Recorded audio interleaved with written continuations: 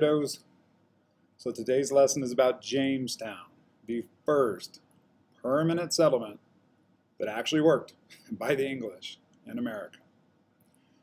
So I guess you need to know that there was an attempt in Roanoke, which is near where Jamestown is, to have a settlement, and it failed. They didn't send a lot of people. They couldn't resupply those people.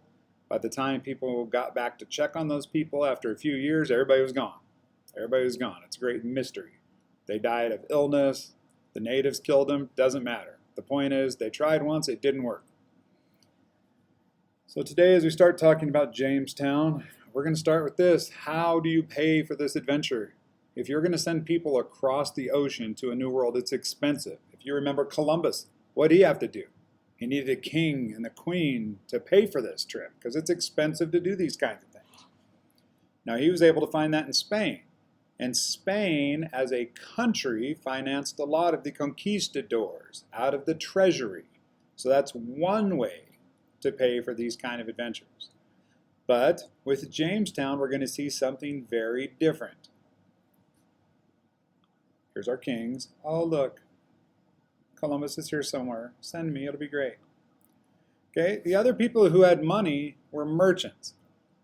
So we are talking about, in medieval Europe, there's families and individual merchants. They're making money. And there are some rich people. That's a new thing. But it's not like today. It's not like Bill Gates rich. It's not like, Elon Musk rich. I can't just afford to buy me a rocket ship. Individual people did not have enough money or resources to put one of these adventures together. But they created something that could. And that is, they got together, they made companies that sold stock so that, individual investors, so people who had a little bit of money could invest in a company that wanted to send people across the ocean to a colony. Okay, the land had already been claimed, When Columbus landed, he claimed that land for Spain. Different people claimed different areas, and the English ended up with the claim for what has become the east coast of America. Okay, they sold the rights to Jamestown, to what became Virginia, to a company that was going to use the money from all these investors, so it doesn't affect the royal treasury, to pay for the attempt to go and colonize it. And the agreement was that, the king's going to give you the land to use, but you're going to give him a little kickback so that the royal treasury can make some money as well, so that the goods and services that you might get from America can help the crown. So it's kind of a win-win for everybody. It spreads out the risk. Nobody's going broke. And if there's money that is made, that gets shared too. Very similar to what we do if you buy stocks or mutual funds now. Okay? So you got to ask yourself, if I'm going to send people to a new land to try and settle it, to try and find gold, to try and farm, to try and build things, to try and harvest things, who am I going to send? Right? If you're going to play soccer, who do you pick first? The fastest kid, the best goalie? If you're going to play basketball, do you want the tall kid? Do you want the kid who can dribble? Do you want the best shooter? I don't know, but you usually have some kind of a decision-making process. You think about these things. I pick people for a reason. Well, when the company gets together to fund Jamestown, they don't pick the team that way. They do pick people who are like goldsmiths, people who make jewelry, because they're positive they're just going to find boatloads of gold. Why would they think there's going to be boatloads of gold? Think about it. Do you remember Spain? Do you remember the conquistadors? Do you remember how they went out gallivanting and conquering? And what came back to Spain? Wait for it. Pause if you need to. Think about it. What did they send back to Spain? Boatloads of gold. Boatloads. So there's a reasonable idea that, hey, maybe we'll find an advanced civilization like this, and we'll be able to get all that gold. But they're not sending the army, they're not sending the military, they're not sending the conquerors, they're sending the jewelers. Like they're just going to find the gold on gold trees and gold bushes, and all they have to do is pick it up, put it in their pockets, put it back on the ship. We're all going to be rich, yay! So some of their thought process isn't right. All right, you're sending the wrong people. If you're going to have a new colony, you need people to secure it. You need farmers who can grow food. You need workers who can build things, blacksmiths who can build things. You need carpenters. I mean, there's a lot of things you need when you're going somewhere that's thousands of miles and months away from any help. If you're going to be out there all on your own, you need the right kind of people. These are not the people that went to Jamestown. So guess what? They had problems. Let's talk about some of them. Number one, the native people. Jamestown was not an empty world. The Patoan tribe, which is actually a conglomeration, it's several tribes that are working together. They're there. And those early interactions between the people of Jamestown and the native people are not good. They're not. You know, the natives, they think, well, these are just some, crazy backwards people, and we can just march through there and kill them and take what we want, and we're superior and we're better, and hoorah. Why would they think that?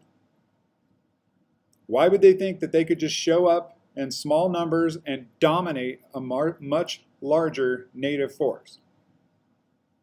I'll wait. Here's your hint, conquistadors. Oh, that's right. That's exactly what happened. When the Spanish went in to like the Inca Empire or the Aztec Empire, they went in with a small group of people, and through trickery, through shock and awe, through being new, through the way the natives thought about religion, they absolutely dominated a much larger group of people. But this is not what happens at Jamestown.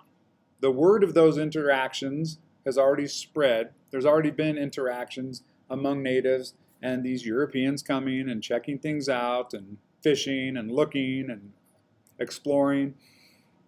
The native people are not afraid of the people of Jamestown. And when Jamestown and its people get a little high and mighty, the natives just come in and lay waste. They're killing fools. And as if that's not enough, there's more trouble. Yeah, work. I know a lot about work. I got 2 jobs, at least. The people who went to Jamestown all thought they were going to get rich. They went there looking to be the guy who got rich. They didn't go there to be the guy who dug a ditch, or who built a fort, or who milked a cow, or who planted crops. All of those things require work. These were people who had money to invest, and they just thought they would show up in their fine clothes in their upper class society. They would pick up the gold that grew on trees, take it home, and be richer. Okay? That didn't happen. So a lot of the people in this first run of people at Jamestown didn't really like to work. They didn't have the skills to work, and they were not hard workers. And it turns out, when you're all by yourself, thousands of miles from home, that's not the best kind of people to have. Okay, other problems, the environment. Okay, they chose where to put Jamestown because it would be defensible. It's kind of out on a peninsula a little bit. So there's only one way somebody could attack you from. But the problem is you can't go out into the environment to hunt, to grow crops, to do any of that if you're hiding on the end of this little peninsula. So Jamestown geographically is in a bad spot. It's also very close to where the ocean meets rivers. It's there by, a river. You could pick where there's fresh water, but because it's so close to the ocean, that salt water from the ocean intermixes, and it's called brackish. The water is brackish.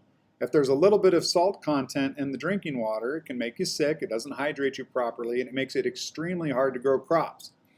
Now, the other thing they didn't have any control over is that they're just coming at the tail end of a horrendously large drought. And so the land's not super suitable. It's been dried up for years and years in this drought. So they have these things working against them in the environment that they couldn't really have probably known when they first landed. So what do we got? We got the natives, it's a problem. We got lazy people, big problem. And the environment's working against us. But other than that, we're good, right? Other than that, this is John Smith. He's one of the people in that first group of settlers to Jamestown. He wanted to be in charge. They all voted and they did not pick him. He was way down the depth chart. They went through 3 or 4 other people being in charge, being the governor. And they all failed, and nothing got any better, and people were dying, and people were starving, and it wasn't working. Well, eventually, John Smith gets the job to be in charge, basically because they all turned and needed someone to actually try and do something. And he was at least willing to try things and work. He's best known for this saying, "He who does not work will not eat." Shockingly, if your choices are work or starve to death and die, most people will work a little bit harder. Who'd have thought? So John Smith gets people working. He sets up a little better communication with the natives so they'll stop murdering all the colonists. He is an explorer, so he takes boats out. He's looking for other pieces of land to expand where they're going to do things in the colony, because you can't just live in this little tiny place. There's not enough natural resources there. He's a pretty good guy. He's not super well liked. He's a tough leader. He's the right leader for the time, but he's tough, and he's not exactly, well, oh my gosh. Here we go, Blue Corn Moon, Pocahontas. She's a real person. She's the daughter of the chief of the native tribes there. So she's an important person to know. But she didn't sing to the Blue Corn Moon. No, she's like a 12-year-old girl who just hangs out with these crazy white people at the camp because they're different. They're kind of neat. She picks up a little bit of the language. At some point, she's friendly enough with the people there in Jamestown, and they communicate with her enough that she tells her dad that, she would really like if her people, the native people, didn't just wipe out and kill all of her little friends from Jamestown. She is important historically because her influence has a lot to do with this. You might not know this because you're in 8th grade, but if you get older and you have a daughter, they have some influence on you. So this calms down the threat from the natives. And it makes it, if you're not fighting with people, you can trade with them. You can trade ideas and skills. You can trade products and goods. So this is going to help not just overcome the conflict and the fighting. There we go, native people. It's also going to help with the environment because, hey, we can finally get some plants and some crops set up, and we can do some things. But probably the biggest thing that helped Jamestown succeed is resupply. Okay, people are dying. Like half the people who go to Jamestown on any load of people die.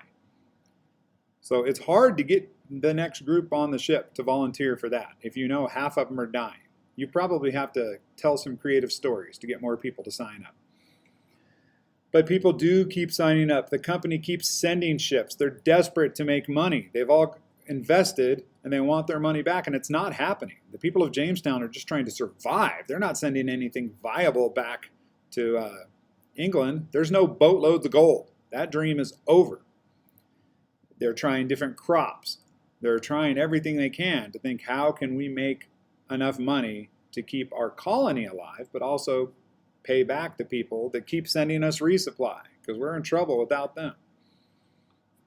Eventually, a man named John Rolfe, R-O-L-F-E, steals some tobacco from the Spanish down in the West Indies. Those little islands down where Columbus went, well, they've got little thriving colonies. The Spanish still control them. Well, this guy is a pirate, basically, and he steals some tobacco from them that just happens to grow so good in that part of the world. Tobacco's in high demand. Okay, the people in Europe want it, they want to use it, they want to smoke it. It's the marijuana of its day. And so it becomes a hugely successful cash crop. That, probably more than anything else, is what saves Jamestown. There's one other thing that happens at Jamestown which kind of ensures its success, but also starts a pretty bad spot in American history, and that is slavery. We have it about the same time we bring in this tobacco that's the perfect crop to grow in that area. And a pirate, so some people took over a Spanish ship that had slaves on it who were headed to somewhere else in the West Indies, and they bring them to Virginia to trade for food because they're starving to death. And these slaves become the first ones in North America, the first ones the English use. And the history of slavery mostly begins right there. So slavery is the biggest issue in American history, is slavery. We're going to talk about it a lot more in the lessons to come. It'll be something we come back to again and again. That's a little bit about Jamestown. We'll see you next time when we talk about the Mayflower and the Pilgrims.